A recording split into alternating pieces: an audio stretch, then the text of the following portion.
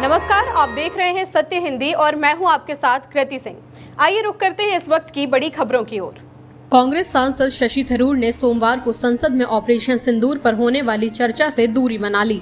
जब मीडिया ने उनसे सवाल पूछा तो उन्होंने बस इतना कहा, मौन व्रत। बताया जा रहा है कि कांग्रेस नेतृत्व में इन्हें उससे चर्चा में बोलने के लिए कहा गया था, लेकिन थरूर ने मना कर दिया। इससे पहले थरूर ने ऑपरेशन सिंदूर और पीएम मोदी की कूटनीति की तारीफ की थी, जिससे कांग्रेस में नाराजगी फैल गई थी। पार्टी ने साफ कर दिया था कि थरूर के बयान उनकी निजी राय है।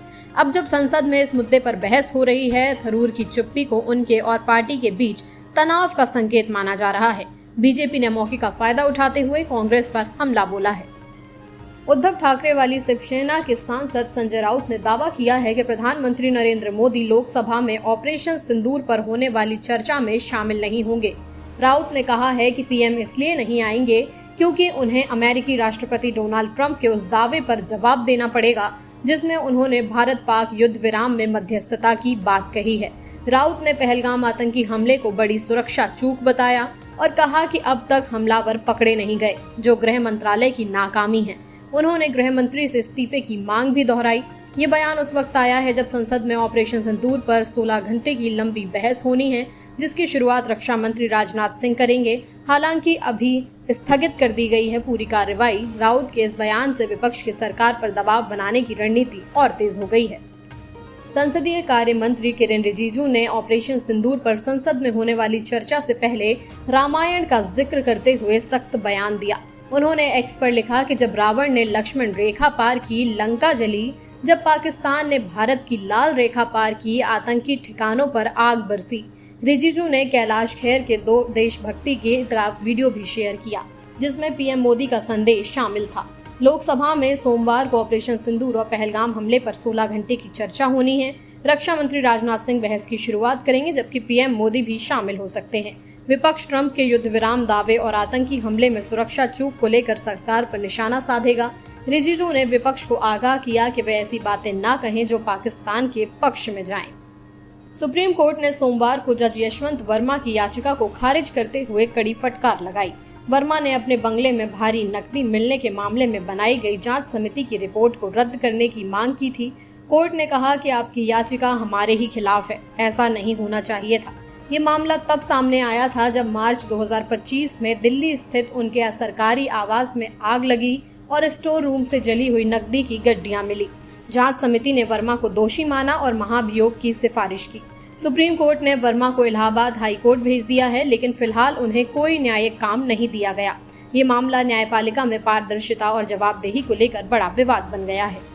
अमेरिका के पूर्व राष्ट्रपति बराक ओबामा ने गजा में भुखमरी और मानवीय संकट पर चिंता जताते हुए इसराइल से सैन्य अभियान रोकने और लोगों तक राहत पहुंचाने की मांग की है। ओबामा ने सोशल मीडिया पर न्यूयॉर्क टाइम्स की 2 रिपोर्ट साझा करते हुए लिखा कि भूखे लोगों से खाना और पानी दूर रखने का कोई तर्क नहीं है। उन्होंने कहा कि गजा में बंधकों की रिहाई और सैन्य कार्रवाई का अंत स्थायी समाधान की दिशा में जरूरी है। विश्व स्वास्थ्य संगठन ने भी चेतावनी दी है कि गजा में कुपोषण बेहद खतरनाक स्तर पर पहुंच गया है। रविवार को जॉर्डन और यूएई ने एयर ड्रॉप के जरिए राहत पहुंचाई। इसराइल ने जवाब में कहा कि वो रोज 10 घंटे का युद्ध विराम देगा और यूएन की मदद के लिए कॉरिडोर खोलेगा। कांग्रेस अध्यक्ष मल्लिकार्जुन खड़गे ने कर्नाटक के विजयपुरा में 1999 में मुख्यमंत्री न बनाए जाने पर अपनी पुरानी नाराजगी जताई। उन्होंने कहा कि 5 साल तक विपक्ष के नेता के रूप में मेहनत की, लेकिन एसएम कृष्णा को सीएम बना दिया गया, जो 4 महीने पहले ही पार्टी में आए थे। खड़गे बोले, मेरी सारी सेवाएं बेकार चली गईं। 2023 में कांग्रेस की जीत के बाद ये अनुमान लगाया गया था कि मुख्यमंत्री सिद्धरमैया और उप मुख्यमंत्री डीके शिवकुमार के बीच 2.5 साल के लिए सत्ता साझा करने का समझौता हो सकता है। खड़गे ने हाल ही में इन अटकलों पर कहा कि मुख्यमंत्री के परिवर्तन का निर्णय पार्टी हाईकमान के हाथ में है। उनका ये बयान तब आया जब राज्य में सिद्धरमैया और डीके शिवकुमार के बीच सत्ता साझा करने की चर्चा जोरों पर है। बीजेपी ने खड़गे के बयान को लेकर तंज कसते हुए कहा कि खड़गे जी, अगर आप हाईकमान नहीं हैं तो फिर कौन है? राहुल गांधी, सोनिया गांधी, प्रियंका गांधी या कोई अदृश्य समिति? कांग्रेस में अध्यक्ष सिर्फ दिखावे के लिए है, जबकि निर्णय 10 जनपद पर बंद कमरों में लिए जाते हैं। केंद्रीय मंत्री प्रहलाद जोशी ने कांग्रेस नेता पी चिदम्बरम के ऑपरेशन सिंदूर पर दिए बयान को लेकर कड़ा हमला बोला है। जोशी ने कहा कि चिदम्बरम, जो देश के पूर्व गृह और वित्त मंत्री रह चुके हैं, अब पाकिस्तान की भाषा बोल रहे हैं। उन्होंने आरोप लगाया कि कांग्रेस नेता ने पाकिस्तान को क्लीन चिट देने की कोशिश की है। जोशी बोले, जब ये लोग सत्ता में थे तब भी यही करते थे कि पाकिस्तान का कोई हाथ नहीं है। आज फिर वही रुख अपनाया जा रहा है। उन्होंने कहा कि ऐसे बयानों से पाकिस्तान को अंतर्राष्ट्रीय मंचों पर बल मिलता है और देश की छवि को नुकसान पहुंचता है। चिदम्बरम ने हाल ही में सवाल किया था कि सरकार के पास क्या सबूत हैं कि आतंकी पाकिस्तान से आए थे। इसी को लेकर बीजेपी ने उन पर निशाना साधा है। पूर्व गृह मंत्री और कांग्रेस पार्टी के वरिष्ठ नेता पी चिदम्बरम ने पहलगाम आतंकी हमले और ऑपरेशन सिंदूर को लेकर केंद्र सरकार पर सवाल उठाए हैं। उन्होंने कहा कि सरकार बताए कि हमलावर कहां से आए, उनके साथ क्या हुआ और अभी तक जांच में क्या निकला। चिदम्बरम ने पूछा कि सबूत क्या है कि आतंकी पाकिस्तान से आए थे। उनके इस बयान पर बीजेपी भड़क उठी। बीजेपी ने कांग्रेस पर पाकिस्तान का बचाव करने का आरोप लगाया और कहा कि ये पीड़ितों का अपमान है। चिदम्बरम ने सरकार पर पारदर्शिता की कमी और बड़ी चूक का आरोप लगाया। ये विवाद ऐसे वक्त में उठा है जब संसद में सोमवार को इसी मुद्दे पर चर्चा होनी है। नागरिकता संशोधन अधिनियम यानी कि CAA लागू होने के 1 साल बाद भी केंद्र सरकार ने ये नहीं बताया कि अब तक कितने लोगों को इसके तहत नागरिकता मिली। गृह मंत्रालय ने RTI में कहा कि उनके पास ये डेटा आसानी से उपलब्ध नहीं है। इस पर विपक्ष और कार्यकर्ताओं ने पारदर्शिता की कमी पर सवाल उठाए हैं। कुछ राज्यों से मिली जानकारी के मुताबिक गुजरात में 373, राजस्थान में 7,250 और दिल्ली में 14 लोगों को नागरिकता मिली है। लेकिन कई लोग के पास जरूरी दस्तावेज नहीं होने से आवेदन की प्रक्रिया मुश्किल रही।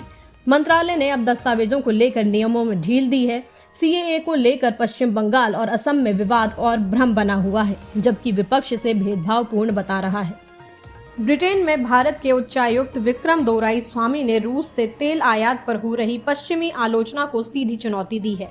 उन्होंने कहा कि भारत अपनी अर्थव्यवस्था बंद नहीं कर सकता क्योंकि वो दुनिया का तीसरा सबसे बड़ा ऊर्जा उपभोक्ता है। टाइम्स रेडियो से बातचीत में उन्होंने सवाल उठाया कि जब यूरोपीय देश भी रूस से गैस और ऊर्जा खरीद रहे हैं तो भारत को क्यों रोका जा रहा है। भारत की 80% से ज्यादा ऊर्जा जरूरतें आयात से पूरी होती हैं। दोराईस्वामी ने यह भी साफ किया कि भारत रूस रिश्ते पुराने और रणनीतिक हैं। भारत युद्ध का समर्थक नहीं, लेकिन अपनी जरूरतों पर समझौता भी नहीं करेगा। विदेश मंत्रालय ने भी कहा कि भारत किसी भी एक तरफा प्रतिबंध को नहीं मानता। ये बयान भारत की आत्मनिर्भर और संतुलित विदेश नीति को दर्शाता है। जर्मनी के दक्षिण पश्चिम हिस्से में एक बड़ा ट्रेन हादसा हो गया। स्टुटगार्ट के पास रीटलिंगेन इलाके में एक यात्री ट्रेन पटरी से उतर गई, जिसमें कम से कम 3 लोगों की मौत हो गई और कई अन्य गंभीर रूप से घायल हुए हैं। हादसे के वक्त ट्रेन में करीब 100 लोग सवार थे।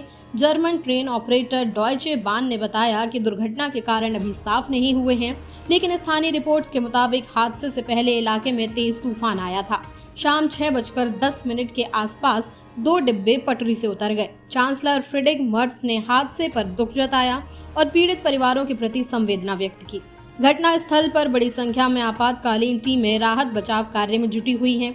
पलटे डिब्बों की तस्वीरें भी सामने आई हैं। अमेरिकी राष्ट्रपति डोनाल्ड ट्रंप ने एक बार फिर से ये दावा किया है कि उन्होंने भारत पाकिस्तान के बीच अप्रैल 2025 के बाद हुए युद्ध विराम में मध्यस्थता की थी। उन्होंने कहा कि उनका व्यापारिक दबाव काम आया और इसी रणनीति से अब वे थाईलैंड कंबोडिया सीमा विवाद सुलझा रहे हैं। ट्रंप ने बताया कि उन्होंने दोनों देशों को चेतावनी दी कि अगर युद्ध नहीं रुका तो अमेरिका व्यापार नहीं करेगा। हालांकि भारत ने ट्रंप के दावे को खारिज करते हुए कहा कि युद्ध विराम आपसी बातचीत से हुआ था। थाईलैंड कंबोडिया संघर्ष में 33 मौतें और हजारों विस्थापन हुए हैं, जबकि ट्रंप ने इसे आसान संघर्ष बताया है।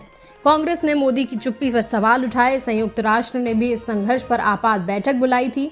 ट्रंप के बयान ने भारत में राजनीतिक बहस छेड़ दी थी। फिलहाल के लिए इतना ही। देश दुनिया की बड़ी खबरों के लिए देखते रहिए सत्य Hindi.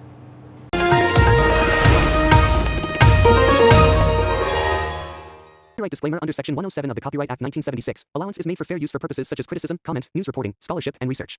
Fair use is a use permitted by copyright statute that might otherwise be infringing.